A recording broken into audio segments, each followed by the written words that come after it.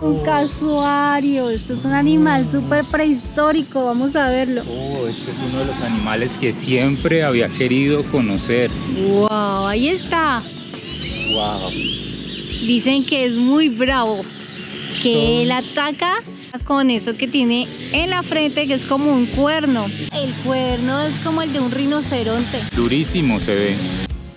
Este es todo un dinosaurio. Este animal tiene unas uñas impresionantes. ¡Qué patota! Genial conocer este animal aquí.